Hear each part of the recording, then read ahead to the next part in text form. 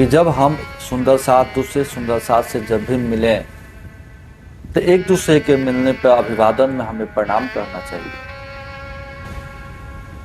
क्योंकि प्रणाम बोलने से हमें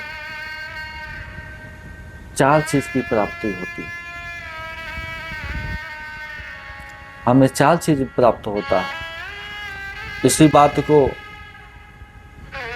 साक्षी के रूप में मनुस्मृति में इस बात को कहा गया है।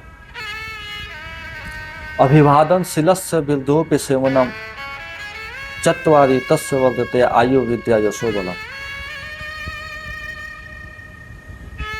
कहते हैं कि हमें प्रणाम करने से 4 चीज की प्राप्ति होती है, आयु विद्या यश और बल। प्यारे सुंदर साथ जी, भक्त प्रेमियों, जब हम एक दूसरे से मिलें तो प्रणाम ही बोलना चाहिए।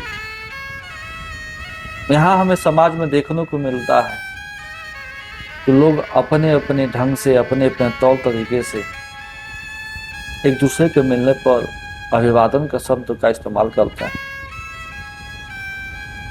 जो इसका कहीं भी शास्त्रों में प्रमाण नहीं मिलता। जैसे कि अगर कोई राम भक्त मिलता है तो जय श्री राम का नारा लगा देते हैं, क्योंकि अभिवादन के शब्द में और नारे में अंतर हो जाता है। कोई हर हर महादेव कहता है, कोई राधे राधे कहता है, कोई कृष्ण कृष्ण कहता है, कोई राधा स्वामी कहता है, कोई बंदी छोड़ कहता है, इत्यादि जो है। लिखित अभिवादन का ये कोई तरीका नहीं है। इस बात को रामचरितमानस में जिसका प्रमाण मिलता है प्रणाम का। कहते हैं क्या, सिया राम मैं सब जग जानी, करहूं प्रणाम जोर जुग पानी। इसमें भी आप देखें, इसमें भी प्रणाम करने का ही विधि विधान तौर तरीका पद्धति। लेकिन यहाँ मनुष्य इतनी चतुर है कि ये जाने बिना ये अभिवादन के जगह पर जयकारा लगा देते हैं। श्री हनुमान जी जब भी अपने इष्ट देव श्री रामचंद्र जी से मिले तो प्रणाम ही बोले, जय श्री राम नहीं। हाँ, कोई विशेष कार्य करना होता, उस कार्य को श्रेय देने के लिए श्री हनुमान जी जय श्री राम इत्यादि कह के अपने कार्य को आगे बढ़ाते थे। वो जयकारा था। लेकिन देखा देखी में लोग इतने डूब गए कि इसको अभिवादन का शब्द मान लिए। आइए आपको हम प्रमाण देते हैं कि आपको प्रणाम करने से आपकी आयु कैसे बढ़ती है। समय बहुत कम है और आप वीडियो को अंतिम तक देखेंगे तो आपको इसका अवश्य आपको फल मिलेगा। एक बार की बात है, एक ऋषि हुए, उनकी आयु 60 वर्ष की हो चुकी थी। उनकी धर्मपत्नी का भी आयु हो चुका था, चौथापन चल रहा था। चौथापन बीतने के बावजूद भी उनके घर कोई संतान नहीं थी। कोई संतान न होने के दुख को लेकर अपने आश्रम में बहुत दुखी रहते थे। उन्होंने समाज की डर से, समाज के तानाओं से भयभीत होकर उन्होंने शंकर भोलेनाथ की पूजा स्तुति करना शुरू कर दी। तपस्या करते करते कई वर्ष बीत गया। तब शंकर भोलेनाथ और माता पार्वती जब उनको दर्शन दिए और वरदान मांगने की बात आई तो शंकर भोलेनाथ ने कहा कि आप हमसे वर मांगिए, क्या आपको वर चाहिए। समय का कम है, आपको कम समय में आपको पूरी कहानी सुनाई जाएगी। उन्होंने कहा कि वर मांगिए, आपको कौन सी वर चाहिए। उन्होंने कहा कि आप हमको देना ही है तो एक हमको पुत्र दीजिए। शंकर भोलेनाथ ने कहा कि ये आप न मांगे ही तो ठीक है, क्योंकि भोलेनाथ को पता था कि जो इनका बालक होगा वो अल्प आयु का होगा, कम उम्र का होगा, और कम उम्र होने की वजह से इनकी बूढ़े समय में अगर इनसे पहले उसकी मृत्यु हो जाती है तो इनको अत्यधिक दुख होगा। इस बात को जानते हुए कहा कि आप तो कोई दूसरा वर मांग लीजिए। लेकिन ईश्वर इस बात पर अडिग रहे कि हमको जब चाहिए तो बालक ही चाहिए, क्योंकि इस पड़ोसी का ताना, समाज का ताना ये था, लोग कहते थे कि अगर कोई बाज है तो उसको सुबह सुबह उसका मुंह देखना, निसंतानियों का मुंह देखना शुभ नहीं है। बोले कि ठीक है, आपको देना है तो बालक दीजिए, नहीं तो जाइए, कोई बात नहीं। अब तो धर्म संकट में पड़े शिव जी बोले कि ठीक है, आपको देना है तो बालक ही देंगे, लेकिन मेरी बात को आप ध्यान से सुने। ये जो बालक होगा आपका अल्प आयु में इसकी मृत्यु हो जाएगी, इसलिए आपको हम देना नहीं चाहते। ऋषि मुनि ने सोचा, एक तो लड़का मिल ही नहीं रहा था, हो ही नहीं रहा था, ये भी होगा तो अल्प आयु का होगा, तो मेरे जीवन कैसे व्यतीत हो। थोड़े देर सोचने के बाद उन्होंने सोचा कम से कम मेरे ऊपर जो कलंक का जो टीका है निसंतानी का, ये तो छूट जाएगा।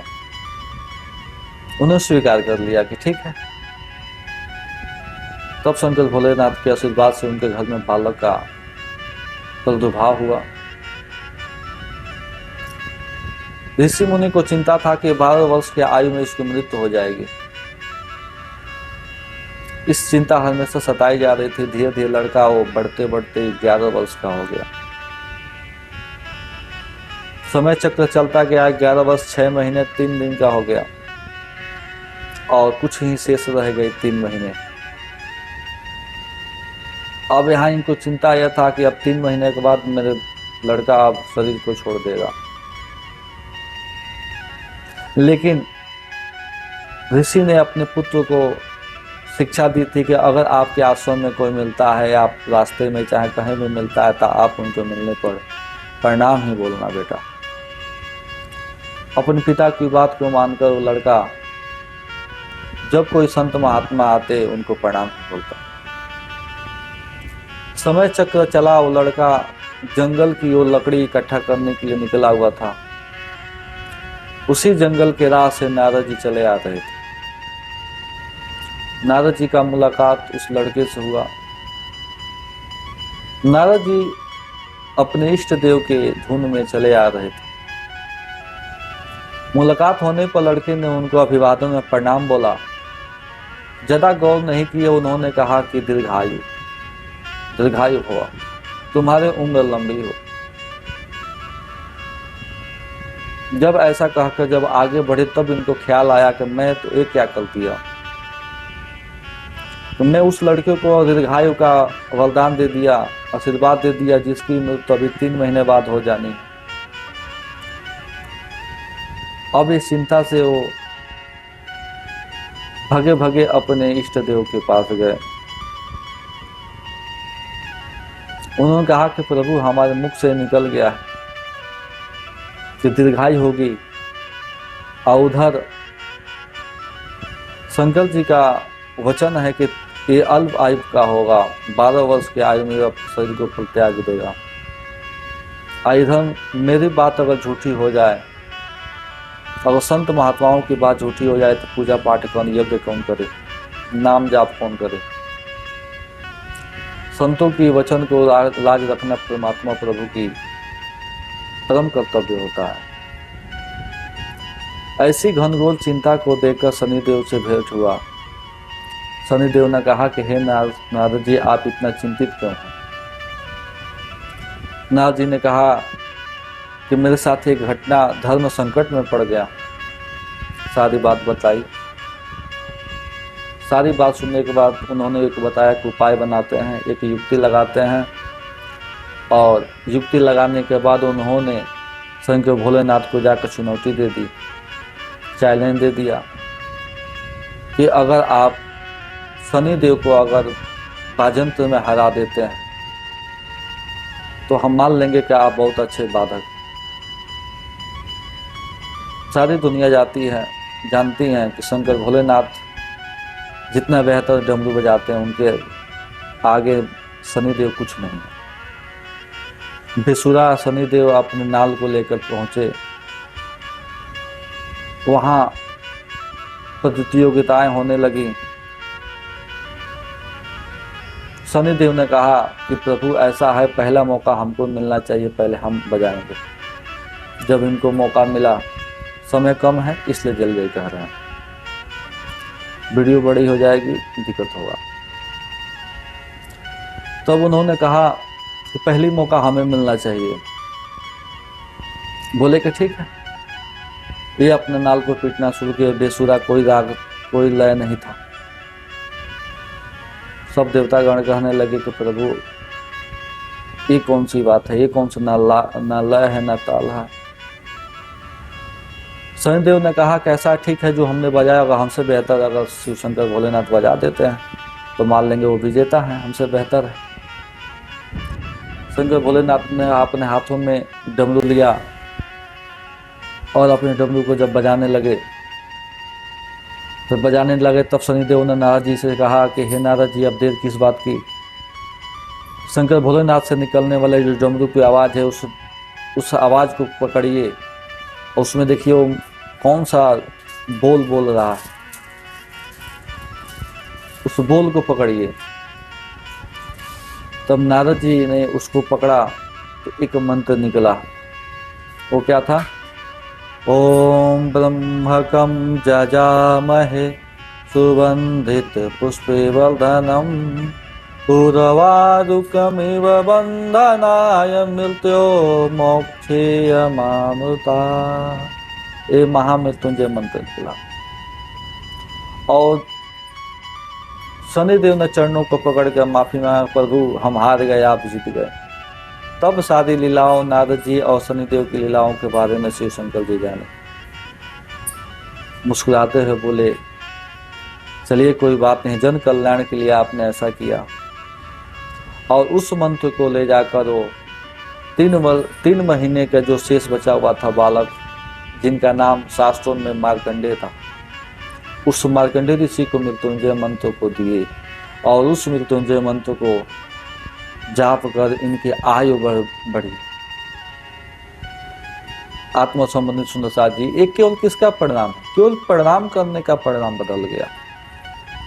कम उम्र का लड़का लंबा उम्र हुआ। ये केवल परिणाम करने की बात है।